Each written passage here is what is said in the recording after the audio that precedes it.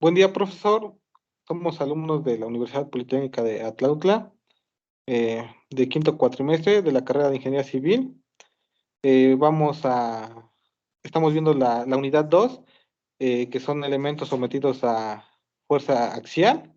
Y en este caso vamos a exponer el tema 2.7, que trata de la deformación unitaria cortante. Eh, la asignatura es mecánica de materiales y presenta Barragán Tiburcio, Emil Santiago, López Muñoz Jennifer y su servidor Pérez Cruz Roberto José Mauricio.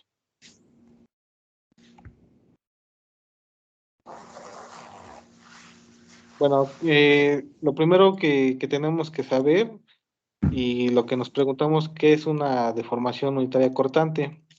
Y bueno, vemos que una deformación unitaria cortante es el cambio de ángulo que se produce entre dos segmentos de manera perpendicular y, y les va a ser muy notorio a la forma original que este tenía en un momento.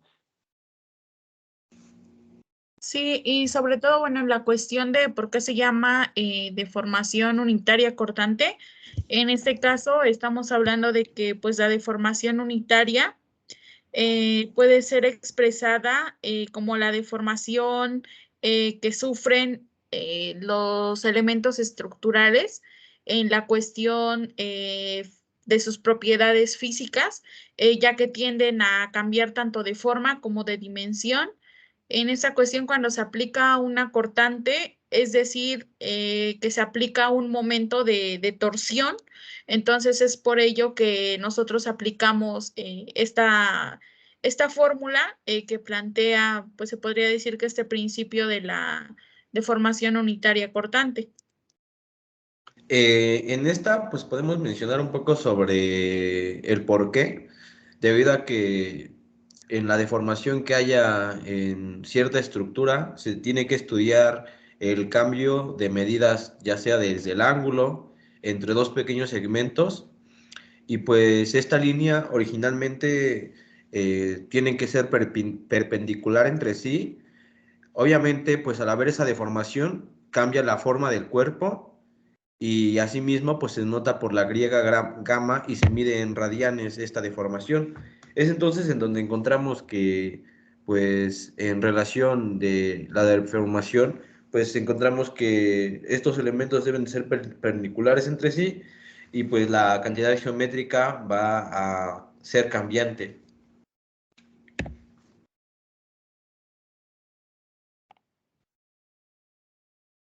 Bueno, tenemos que también tener muy en cuenta lo que es una deformación, ¿no? Y bueno, como ya lo hemos mencionado, lo mencionaron ustedes, es el cambio de tamaño que va a tener un elemento.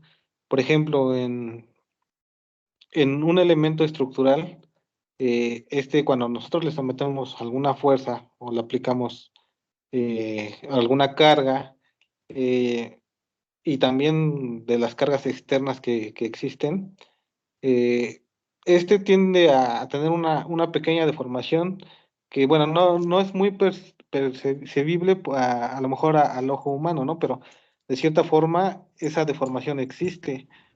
Obviamente cuando a lo mejor llega una carga por sismo, ahí es donde posiblemente vamos a hacer o vamos a notar más esta deformación que puede llegar a tener ese elemento estructural. Sí, Precisamente como lo menciona mi compañero, en las estructuras, debido a que ya estén diseñadas, compuestas, realizadas y construidas, al aplicar este tipo de fuerzas pues en esta estructura, tienen que tener la ocurrencia de ciertas características, como puede ser dilatación térmica, aparición de efectos viscoelásticos, viscosos con elasticidad, provocando así pues la misma deformación. Tenemos por entendido que la dilatación térmica pues es esta parte en cómo cierta energía solar o puede ser desde la calefacción misma del edificio, tiende a ser constante en nuestra estructura, por lo cual pues va a hacer determinadas ciertas deformaciones en conjunto del esfuerzo la, y el peso o fuerza que se esté sometiendo a la misma. Es entonces donde se va a ver una deformación y pues no podrá regresar a su estado original. Sí, de hecho yo creo que estaríamos hablando de una deformación que simplemente se basa en esta cuestión cuando nuestras estructuras están pues sometidas a cargas de tensión, ya que, bueno, en el tema anterior con el círculo de Moore solamente se hablaba de una cuestión bidimensional y en este caso ya estamos hablando de una deformación en 3 dimensiones, o sea, quiere decir que en el eje Z ya no va a ser nulo, es decir, que ya va a tener un valor de deformación que nos va a permitir, obviamente, pues definir la resistencia de nuestras estructuras. Porque pues es un esfuerzo cortante, ¿no? Se supone que un esfuerzo cortante en una estructura es aquel que va a afectar la cuestión de su estructura interna, ¿no? De su sección transversal. Ok, sí, es que bueno, a lo que ustedes mencionan, y a lo mejor sí, sintetizando esa parte que también mencionaba el compañero Emir, eh, con la dilatación que puede tener un material, pues bueno, va a expandirse, va a ancharse a lo mejor en su volumetría, pero cuando está sometido a temperaturas muy bajas, este va a tender a contraerse. Y bueno, tenemos que tener muy presente que, bueno, va a existir esa deformación y que a su vez pues nos va a cambiar estos ángulos y más que nada que tengamos ese parámetro que a lo mejor de un elemento a otro pues no pueda llegar a tender a hacer fallar más, ¿no? Una estructura de manera completa, ¿no? Exactamente, y es aquí donde encontramos pues el qué de la deformación unitaria y el cómo. La deformación unitaria pues está eh, definida por pues, el símbolo E, que ya en videos anteriores se había explicado el qué significa. Se puede definir pues como una longitud o una relación entre esta deformación total y la longitud inicial del elemento. Es en donde nos va a botar pues esta clara deformación unitaria. Permitirá pues determinar la deformación del elemento, el cual está sometido a esfuerzos de tensión o compresión axial. La tensión o compresión axial, pues en videos anteriores habíamos dicho también que la compresión es esta parte en donde estas fuerzas están eh, de manera, eh, de manera contraria, eh, comprimiendo y haciendo más pequeño este elemento. Las de tensión, pues por su parte tendrían que alargarlo y sería en el mismo eje, pero en sentido opuesto. Es aquí en donde encontramos pues la manera en cómo se relaciona esta deformación con la longitud inicial del elemento, es en el como si en su momento llegaba a medir 10 centímetros y se está sometida a un esfuerzo y ahora está a una longitud de 5 centímetros, pues es en donde se va a encontrar esta deformación que fue de 5 centímetros. Entonces, pues es donde va a ser cambiante y va a ser constante esta deformación.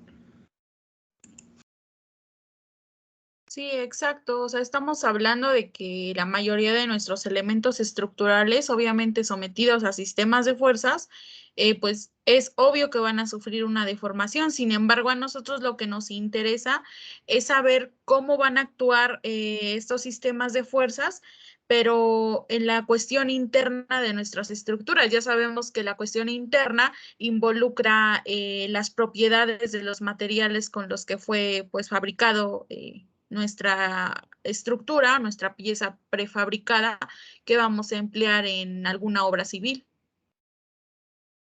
Ok, entonces, bueno, como lo mencionan, ese, esa carga o que, bueno, que se le aplica o que siempre va a estar ahí de forma axial, pues va a cruzar por todo nuestro elemento, ¿no? Por todo por todo su cuerpo, por decirse toda su alma, que es lo que los materiales que está constituido. Y bueno, como bueno, lo recalco, a lo mejor no percibimos, pero de cierta forma sí ya tendieron a tener una cierta deformación. Ya trabajaron a lo mejor estructuralmente, y pues bueno, eh, tenemos que tener muy presente este aspecto para a lo mejor saber, o como lo hemos mencionado en temas anteriores, qué aspectos considerar para a lo mejor evitar que a lo mejor estas deformaciones sean mayores a lo que puede soportar este material, ¿no?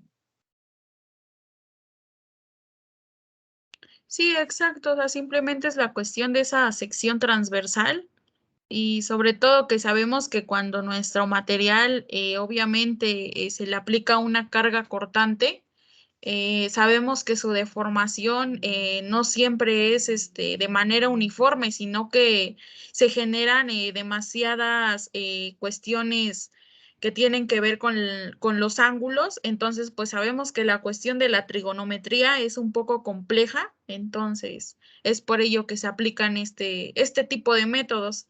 Y sabemos que también nuestras estructuras, obviamente en ocasiones pueden llegar a tener cargas uniformemente distribuidas, pero estas no siempre suelen ser pues figuras que podríamos llamar pues que son de manera matemáticamente pues calculables de manera fácil, sino que siempre suelen tener esa cuestión de dificultad, porque pues obviamente que sabemos que las cargas que se manifiestan pues de forma triangular, sabemos que las tenemos que calcular en el punto o en el centroide de nuestras estructuras y pues nos lleva a tener aún más pues trabajo. Entonces, es por ello.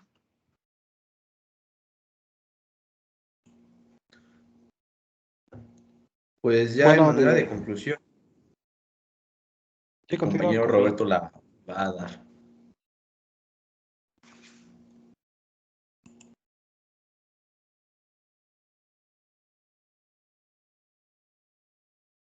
Continúa, compañero. Muchas gracias.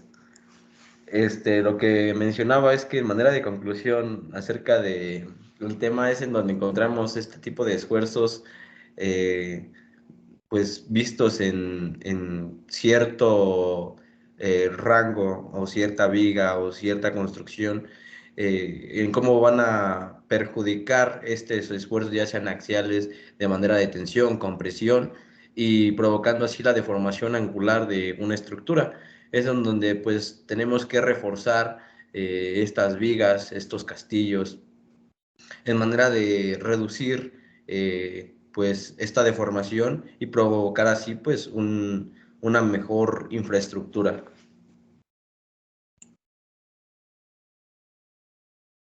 Bueno, pues este sería todo. Concluimos el tema. Les agradezco mucho, compañeros, su atención prestada y no sé lo que tengan que añadir. Creo que pues de nuestra parte sería todo y de igual manera agradecemos su atención, profesor.